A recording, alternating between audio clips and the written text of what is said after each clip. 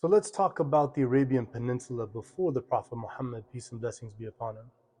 The Arabian Peninsula was a desert land, a very dry, hot, harsh climate.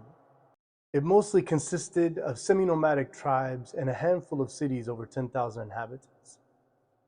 As we said, God asked Abraham to settle his wife and his son Ishmael in this land, mainly due to the miraculous, seemingly infinite water well known as Zamzam. Nomadic tribes from all over the region ended up settling, establishing the city of Mecca in this valley between the mountains. Ishmael would end up marrying a woman from these people, and he would have many children. Ishmael was a prophet, and obviously he taught his children and his community, but it was God's wisdom that no new prophets would come from his progeny until many generations later, when the Prophet Muhammad would be sent. After many generations, the Ishmaelite Arabs would lose their way, inclining to two major deviations. First, they committed themselves to idol worship. They began to worship statues that they themselves made. And secondly, they rejected the notion of a hereafter, the accountability on the Day of Judgment. These tribal societies were generally lawless, and periodically they fought over Mecca to take control over the Kaaba and the sacred Zamzam well. Any reference to scripture had been lost, and the whims of the tribal elders reigned. Raids and wars were part of the everyday life of Arabs. Caravan and trade routes were often attacked, and people were kidnapped, robbed, or even enslaved as a result. Like much of the world, the majority of Arabs were illiterate. Tribes preserved their reputation and history through primarily poems and storytelling. There were often poetry recitals in the marketplace and even many places throughout Mecca.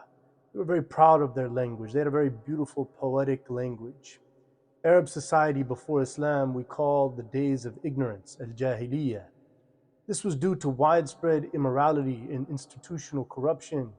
As we said, at the cornerstone of their society was the belief that these statues that we made are answering our prayers and guiding us. The wealthy and powerful went unopposed as they oppressed the poor, the orphans, women, and slaves. Women were considered property. It was seen as a disgrace. Many men would bury their daughter alive after seeing her born. They felt like this child would bring them no wealth, and it was a disgrace to their family. Members of tribes would be sold into slavery over simple economic disputes. Drunkenness, gambling, fornication, prostitution, murder, all of these were very common aspects of the Arabian society, and there was no reliable system of law to address it. The Quraysh were the ruling tribe of Mecca. They considered themselves the keepers of the Kaaba, and they turned the pilgrimage into a corrupt and greedy business venture rather than a beautiful spiritual journey of human oneness in front of God. While much of the rest of the world had societies with more structure in their governance, no historian would say that there was any place on earth with a reliable moral code that created a sense of equality with even-handed justice, that laws could cultivate true social welfare. It was in this world that the final messenger of God would be sent to create a model for individuals, families, societies, and even international engagement to preserve the overall human welfare, growth, development, and peace for the society at large.